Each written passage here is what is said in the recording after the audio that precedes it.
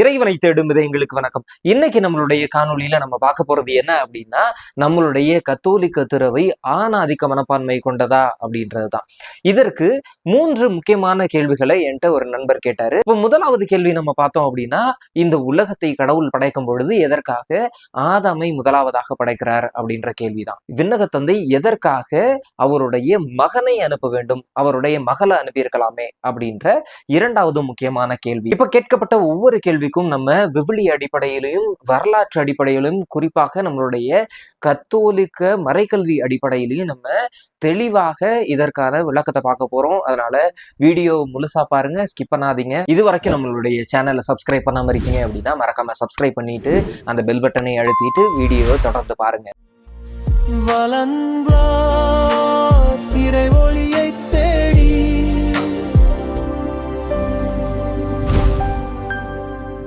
இதை நம்ம இன்னும் தெளிவா பார்க்கணும் அப்படின்னா நம்மளுடைய கத்தோலிக்க மறைக்கல்வி catechism of the Catholic church 369 நமக்கு மிக தெளிவாக சொல்றது என்னன்னா, கடவுள் ஆணையும் பெண்ணையும் பெர்ஃபெக்ட் ஈக்குவாலிட்டி அப்படின்ற ஒரு வார்த்தையை பயன்படுத்துறாங்க. அப்ப பெர்ஃபெக்ட் ஈக்குவாலிட்டியோட படைக்கிறாரு அப்படின்றத நம்ம பாக்குறோம். அப்ப கடவுள் ஆதாம தான் முதல்ல படைச்சாரு அப்படின்றதே இங்க நம்மளுடைய கேள்வியே தவறாக இருக்குது அப்படின்றத நம்ம புரிஞ்சுக்கிறோம்.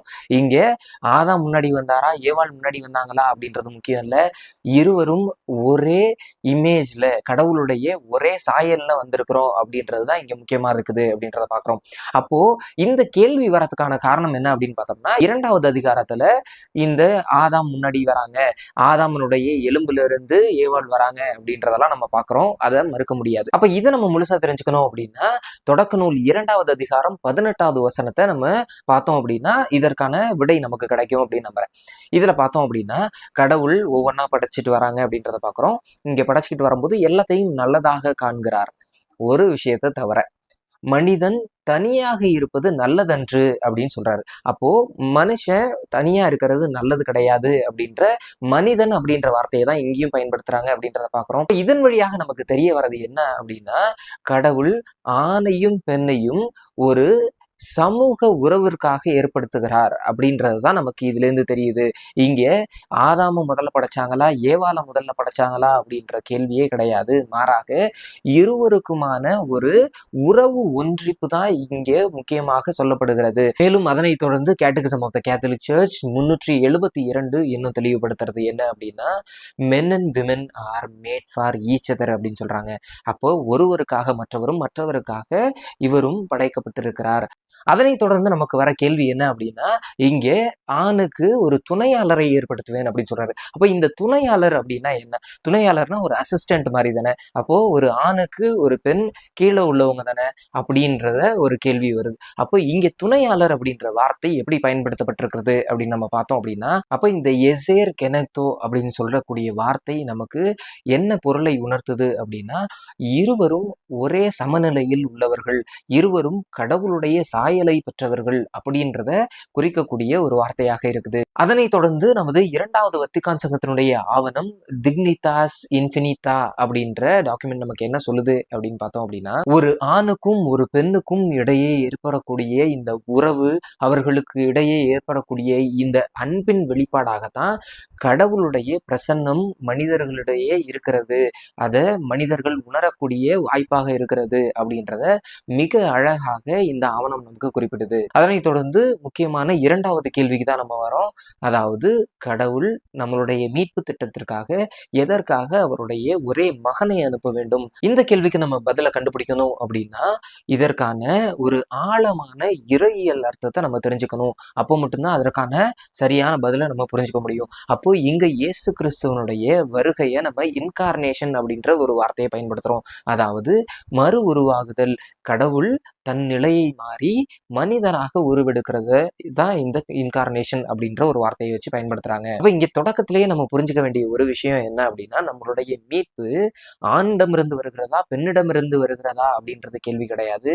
மாறாக இது விண்ணகத்திலிருந்து கடவுளிடமிருந்து நேரடியாக வருகிறது அப்படின்றத நம்ம தெளிவா புரிஞ்சுக்கணும். புனித பவுலடிகளார் இயேசுவையும் ஆதாமையும் குறித்து பல விஷயங்களை சொல்லி இருக்கிறார். குறிப்பாக ரோமையர் 5வது அதிகாரத்துல நம்ம பார்த்தோம் அப்படின்னா, ஆதாம் அவருடைய கீழ்ப்படியாமையின் காரணமாக மனித குலத்திற்கு சாவை கொண்டு வந்தார் அப்படின்னும், இயேசு கிறிஸ்துவனுடைய கீழ்ப்படிதலின் காரணமாக மனித குலத்திற்கு மீட்பையும் உயிர்ப்பையும் கொண்டு வருகிறார் அப்படின்றத நம்மளுடைய பவுலடிகளார் நமக்கு தெளிவுபடுத்துறாங்க.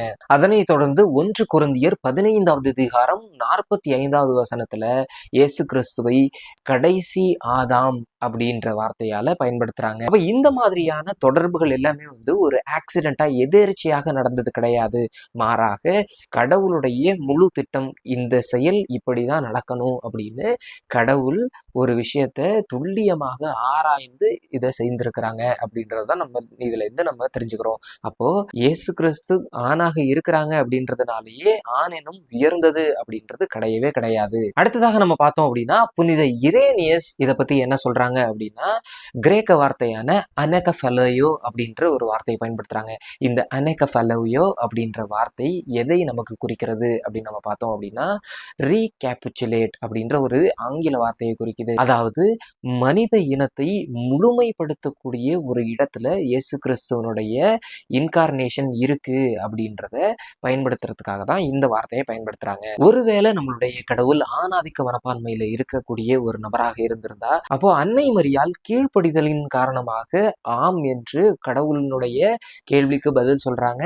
அந்த பதிலின் காரணமாக அன்னை மரியாள் கடவுளின் தாயாக உயர்த்தப்படுகிறார் அப்படின்றத பாக்குறோம். அப்போ இங்கே கடவுளின் தாய் அப்படின்னு சொல்லக்கூடிய பேரு ஏதாவது ஒரு ஆணுக்கு கிடைச்சதா அப்படின்னு நம்ம கேட்டோம் அப்படின்னா கண்டிப்பா இல்லை. அது ஒரு பெண்ணுக்கு தான் கிடைச்சிருக்குது அந்த பாக்கியம் அப்படின்றத நம்ம இங்க சொல்லியே ஆகணும். அப்ப கடவுளுடைய திட்டத்தை நிறைவேற்றுவதற்காக அன்னை மரியாளை மட்டும்தான் கடவுள் தேர்ந்தெடுக்கிறாரா அப்படின்னு பார்த்தோம் அப்படின்னா, வரலாற்றுல பல பெண்களை நம்ம விவிலியத்திலேயே நம்ம பார்க்கிறோம்.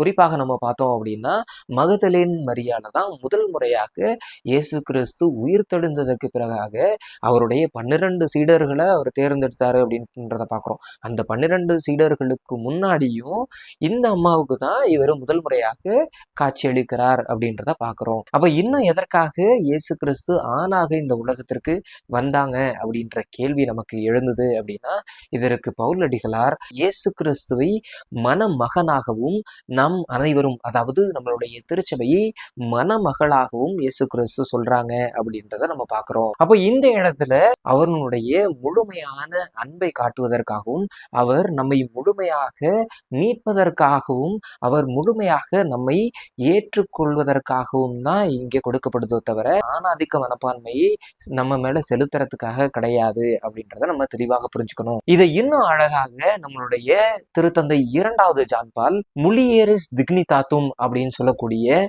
ஆவணத்துல இயேசு கிறிஸ்துவனுடைய ஆண் நிலை எதை குறிக்குது அப்படின்னா, அது தன்னை முழுமையாக கொடுத்து அன்பு செய்யக்கூடிய ஒரு நிலையை குறிக்கக்கூடியதாக இருக்குது. இத செல்ஃப் கிவிங் லவ் அப்படின்னு நம்ம சொல்லுவோம். அப்போ இங்க சுப்பீரியாரிட்டி அப்படின்ற ஒரு சொல்லுக்கான வேலையே இங்க கிடையாது.